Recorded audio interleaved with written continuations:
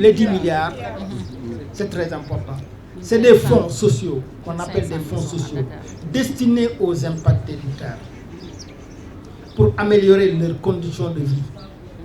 Et malheureusement pour nous, à ce jour, on ne peut noter que un marché qu'on a commencé pour les commerçants de Thiaroye, inachevé, qui devait être livré depuis avril 2018. Un site de recasement pour les brocanteurs à Diamniadio, tout nu, rien n'a été fait là-bas. Des maraîchers qui n'ont pas été recasés. Un marché Mamdiara qui n'a pas été recasé, qui comptait au moins 600 commerçants. Hein? Et jusqu'à présent, des terrains qui devaient être viabilisés et aménagés sur un fonds de 3 milliards qu'ils ont reçu depuis novembre 2018.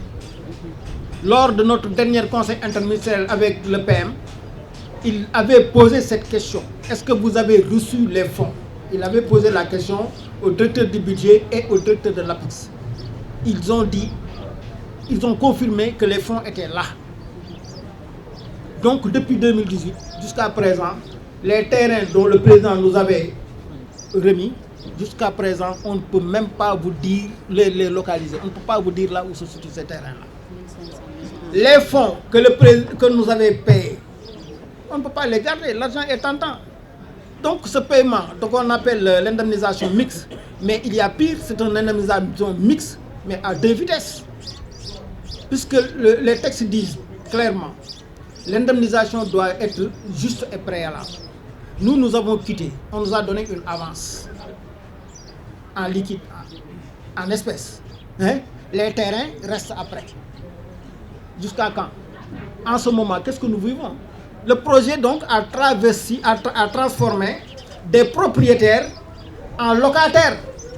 Donc on peut dire que c'est un projet exécrable.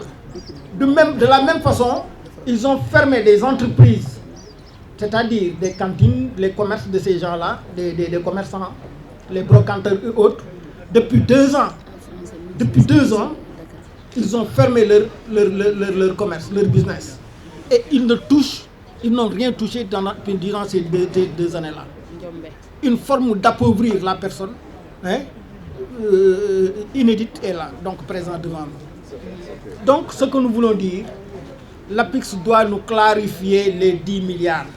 Il y a des complexes multisportifs, 5 complexes multisportifs qu'ils devaient faire dans des différentes communes qui longent le trajet. Rien n'est fait. Les femmes devaient être financées pour relancer leurs activités et les jeunes, rien n'est fait. Des fonds d'appui aux IEC, c'est-à-dire les écoles pour l'escolarité des élèves, rien n'est fait. Donc ces fonds-là, ils doivent nous édifier sur ça. L'audit maintenant est là présent. Donc on va suivre. Maintenant, ce que nous demandons, nous lançons un appel à tous les impactés. Ceux qui ont des problèmes d'indemnisation, ou bien des sommes qu'on leur doit, ou bien quelque chose qu'on leur doit, hein, qu'ils s'approchent du collectif pour participer à la conciliation nationale. Donc ça concerne les 3 départements, Dakar, Pikine, Rufisque.